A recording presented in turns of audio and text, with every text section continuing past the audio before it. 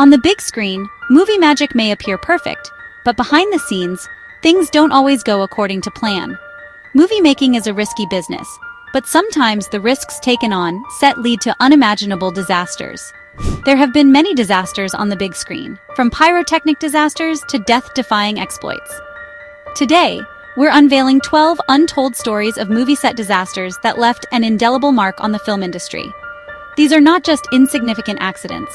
Some of these events resulted in heartbreaking funerals and transformed promising performances into pitiful failures. As we uncover the hidden risks behind the scenes of your favorite movies, get ready to be shocked. We are about to take you on a terrifying voyage through the most catastrophic and disastrous moments in the history of filmmaking, so fasten your seatbelt. Are you prepared for the shocking reality? Let's explore the mayhem that caused these ideal projects to become actual catastrophes. Number 12, Deadpool 2, 2018. Joy Harris, a motorcycle rider, established herself in the world of professional racing. However, her first job as a stunt performer would sadly be her last. In August 2017, while filming Deadpool 2 in Vancouver, Harris was doubling for Domino star Zazie Beetz. Despite her skill as a racer and her repeated rehearsal of the stunt, Harris lost control of her bike and crashed. Since the character was not wearing a helmet, she had not, and she passed away on the spot a short while later. Although the movie was devoted to her memory, many experienced stuntmen questioned why Harris was used instead of someone with more training. Although a more seasoned stunt performer was eager and able, Harris was selected because her skin tone more closely resembled Beetz's. Number 11, The Dark Knight, 2008. Mishandled stunts can result in some of the worst on-set catastrophes. Conway Wycliffe, who worked on the stunts for Batman Begins, made a comeback for the sequel. He and the rest of the crew developed and tested a scene for Batman's tumbler while filming at a special effects studio in England. He was merely supposed to ride in the back of a car and hang out the window to use his camera to record the stunt. However, Wycliffe's position guaranteed his death when the driver lost control of the car and collided with a tree.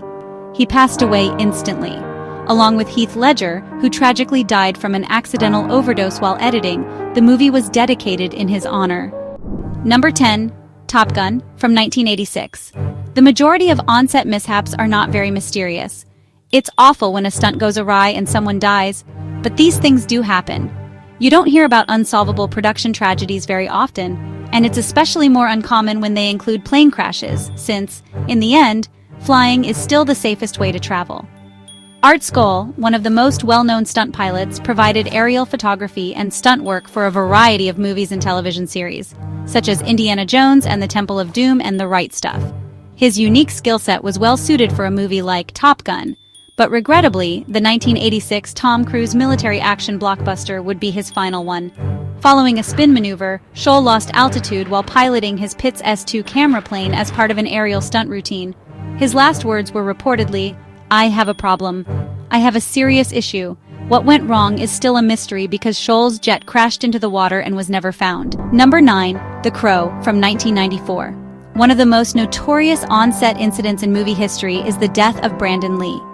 Filming for the cult comic book movie was almost complete in March 1993.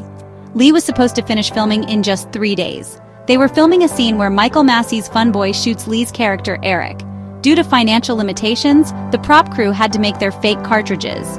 A false cartridge had caught in the barrel of the gun when they were swapped out for blank rounds because the barrel had not been cleaned. Lee was shot in the chest by Massey's bullet, and following 6 hours of operation, he passed away. Special effects and a stunt double completed the remainder of his scenes. To number 8, Twilight Zone, the movie, from 1983. Although The Twilight Zone is a terrifying film, there was a truly horrific incident on the set. 4 stories, each directed by a different person, are told in the movie. In July 1982, John Landis was in Valencia, California, supervising his division. The narrative followed a guy who had to safeguard 2 Vietnamese children during the Vietnam War, among other time jumps. When a helicopter trick went wrong, it crashed and injured all 6 persons inside, but it instantaneously killed young stars Renee Shin Yi Chen and Micah Din Lei, as well as actor Vic Morrow. The scene had to be changed while the film was still in theaters. As a result of the disaster, the film industry saw significant modifications to safety rules and years of lawsuits. Number 7, Midnight Rider, 2014. The purpose of Midnight Rider, which was based on Greg Allman's autobiography, was to chronicle the rock star's life. An on-set catastrophe assured its cancellation before it had even completed a single day of filming. In February of 2014, filming got underway in Georgia. A real train roared through the set as they were filming a shot on railroad tracks, interrupting the scene. The filmmakers were unable to obtain the location's filming rights, as we would discover. As a result, Sarah Jones, the assistant camera operator, died and many crew members were injured. Director Randall Miller and other shot supervisors were charged with trespassing and involuntary murder. Miller only served 1 year of probation out of a 10-year sentence. Number 6. Wind, 1992. Stunt coordinator Chris Anderson had a strange incident during his lunch break while filming Wind, a film about sailors vying for the American Cup sailing prize that starred Matthew Modine, Jennifer Grey, and the late Cliff Robertson. Anderson chose to enjoy his supper on one of the yachts, but as he did so, a 30-foot yacht struck the one he was seated on. Anderson's right leg had to be amputated below the knee after the accident. Number 5. Harry Potter and the Deathly Hallows, Part 1, 2010. The tragedy that befell David Holmes on the set of Harry Potter and the Deathly Hallows, Part 1 was all the more personal because Holmes was Daniel Radcliffe's stunt double for the entire Harry Potter series, and the two grew close over the years. Holmes was working on a flying scenario when a staged explosion threw him into a wall and caused him to fall to the ground. Holmes claimed he lost sensation in his legs almost instantly. Holmes was sent to a hospital, where he was informed that he had suffered an irreparable break to his neck. Holmes became tetraplegic, that is, paralyzed in both arms and legs, after striking a wall with such power. Number 4. The Conqueror, 1956.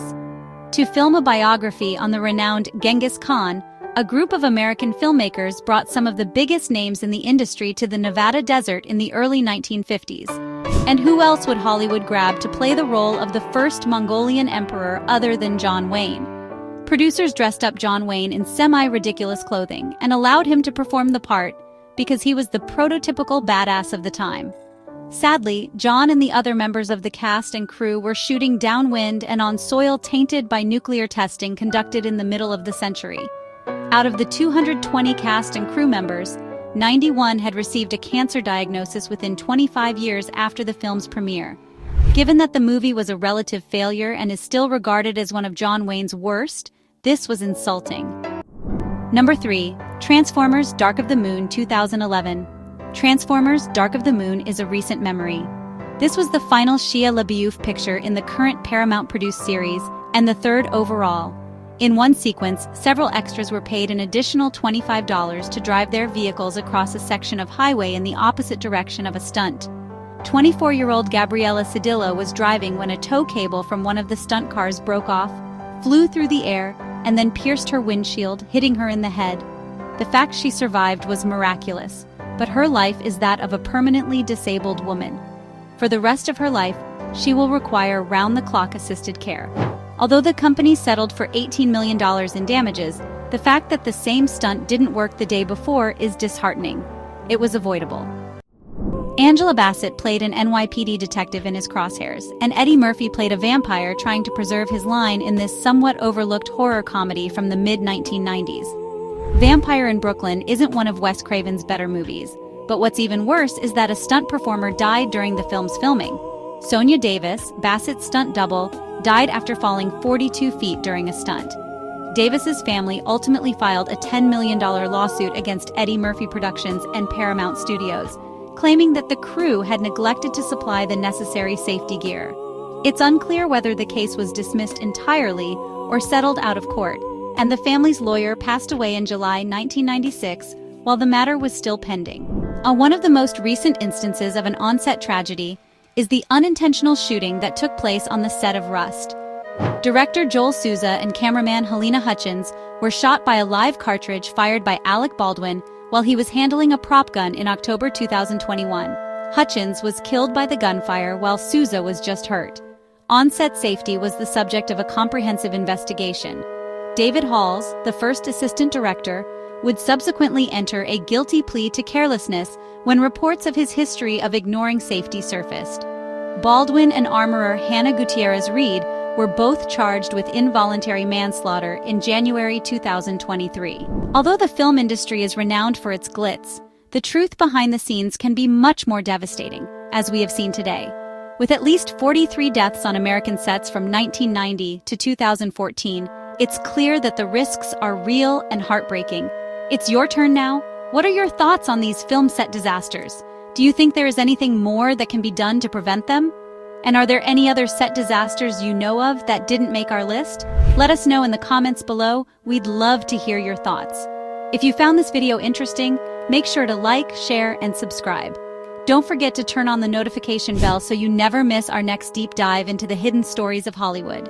We appreciate your time and hope to see you in the next video.